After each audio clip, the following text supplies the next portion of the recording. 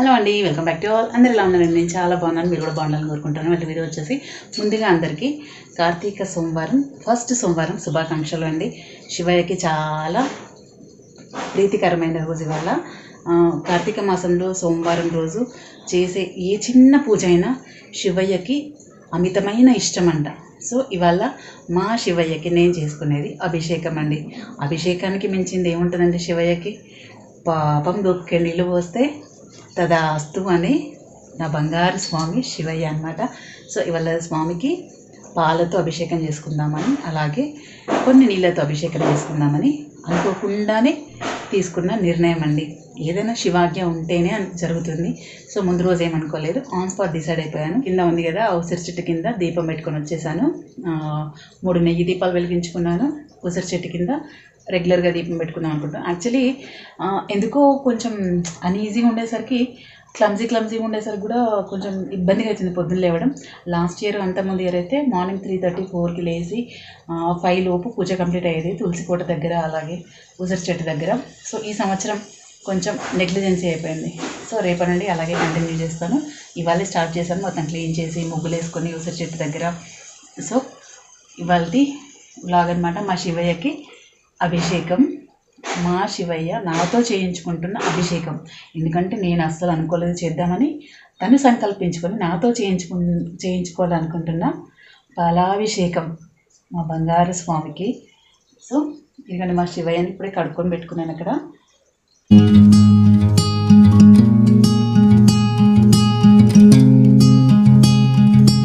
దీపం అయిపోయింది, పెట్టేసుకున్నాను.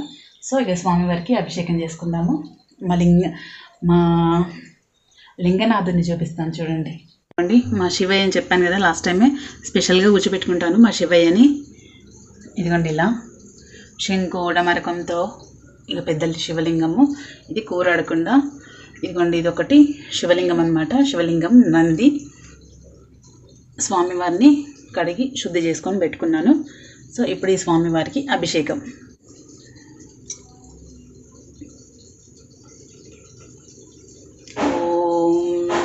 శివాయ ఓం నమ శివాయ ఓం నమ శివాయ ఓం నమ. స్వామివారికి గంగాజలంతో అభిషేకం. ఓం నమ శివాయ ఓం నమ శివాయ ఓం నమ శివాయ శివాయ ఓం నమ శివాయ ఓం నమ శివాయ ఓం నమ శివాయ ఓం నమ శివాయ ఓం నమో భగవతే రుద్రాయ ఓం నమో భగవతే రుద్రాయ ఓం నమో భగవతే రుద్రాయ.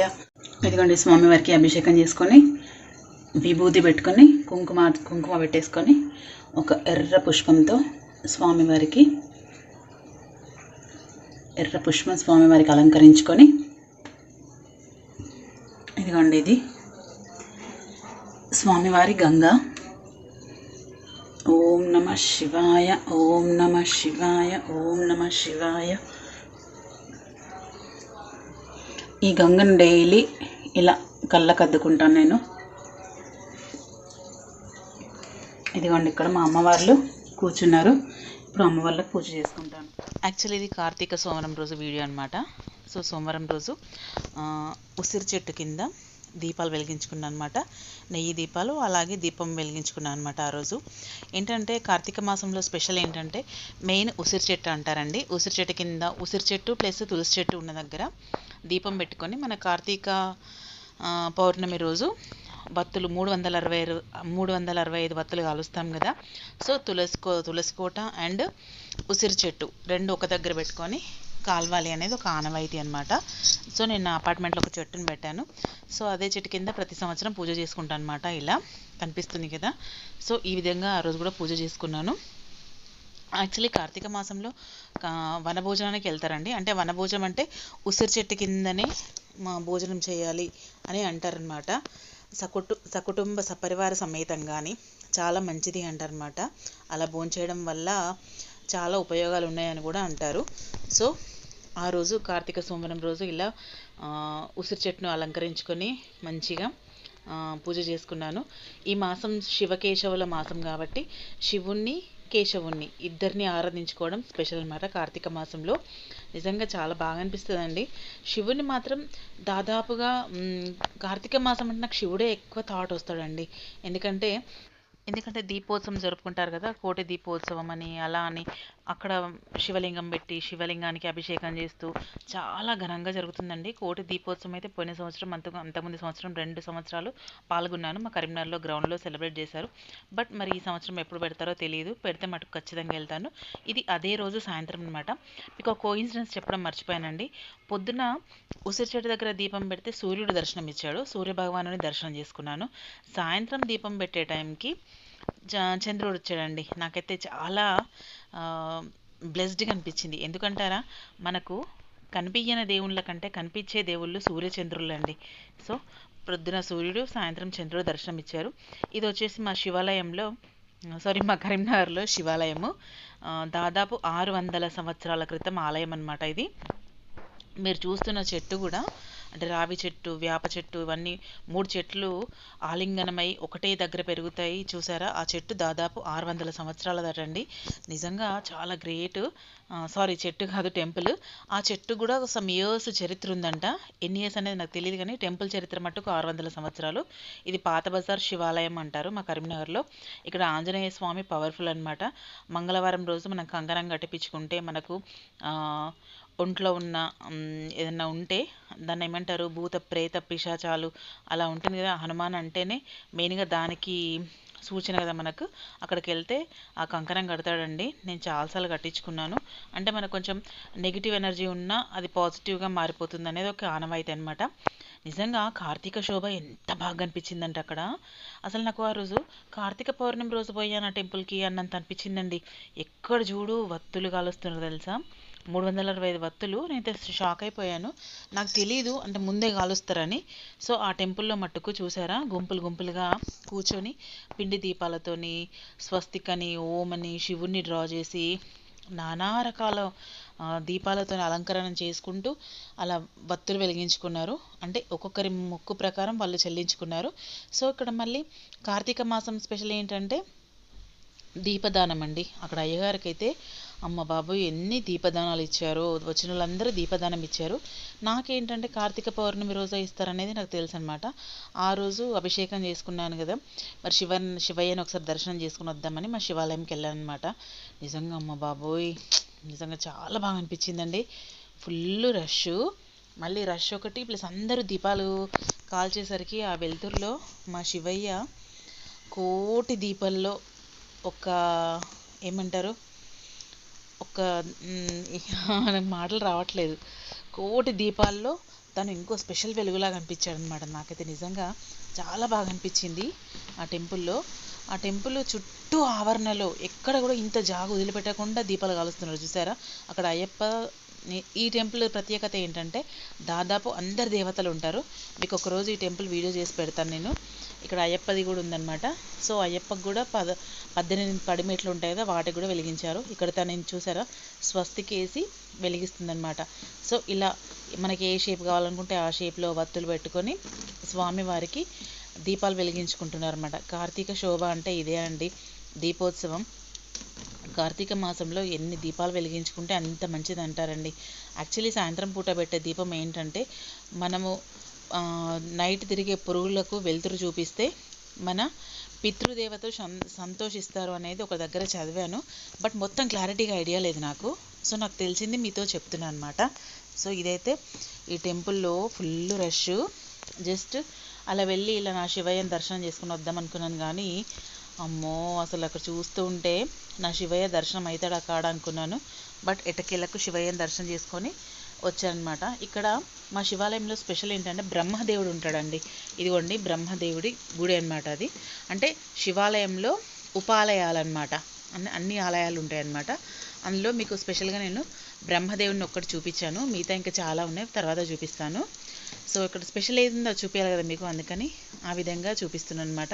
చూసారా చుట్టుపక్కల ఎక్కడ ఖాళీ ఉంటే అక్కడ కాదేది కవిత కనర్హం అన్నట్టు స్వామివారి ముందు వెనుక పక్కకు ఎక్కడ జాగా దొరికితే అక్కడ ఇలా దీపాలతో నింపేశానండి ఆలయం మొత్తము.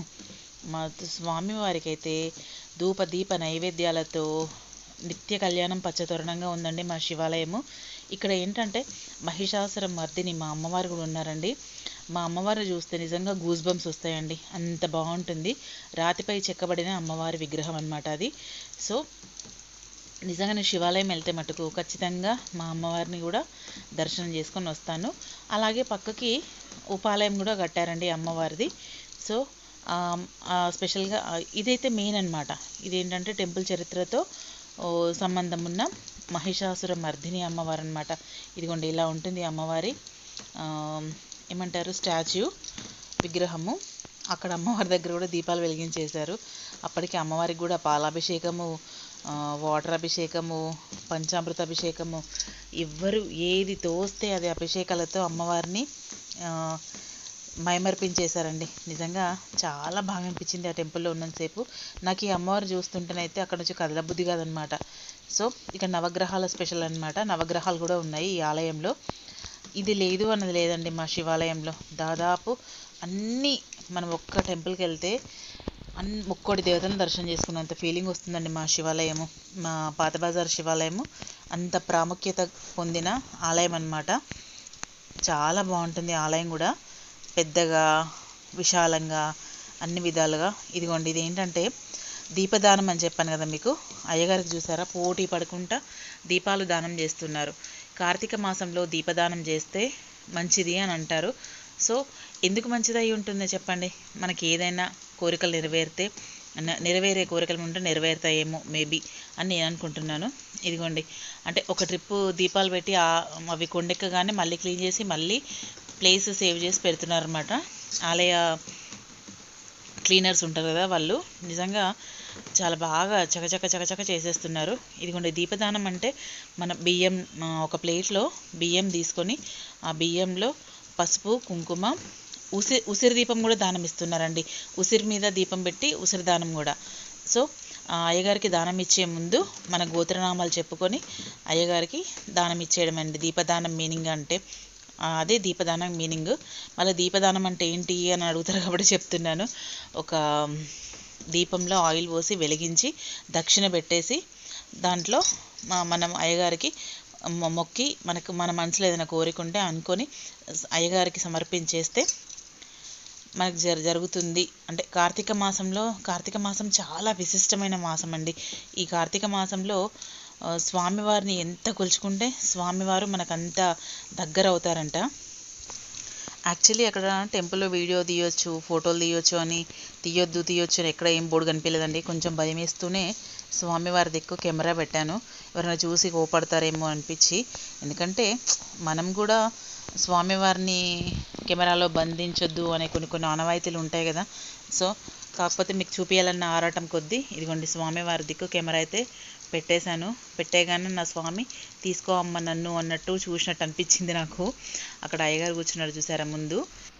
సో నాకైతే నా శివయ్య చాలా బాగా దర్శనం ఇచ్చాడండి. అలాగే మా అమ్మవారి దర్శనం కూడా చాలా బాగా జరిగిందండి. నిజంగా చాలా బ్లెస్డ్గా అనిపించింది ఆ రోజు. స్వామివారి అభిషేకం, స్వామివారి దర్శనం అన్నీ అనుకున్నట్టుగా జరిగినట్టు అనిపించింది. అలాగే ఉసిరి చెట్టు కింద దీపం అనుకోకుండా స్వామివారికి పాలాభిషేకం.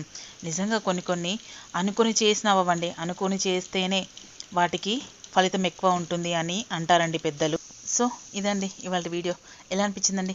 చూసి like, share, comment and subscribe my channel, bell icon press చేయండి ఫర్దర్ నోటిఫికేషన్స్ కోసం. థ్యాంక్స్ అండి. Thanks for watching. ఓం నమః శివాయ.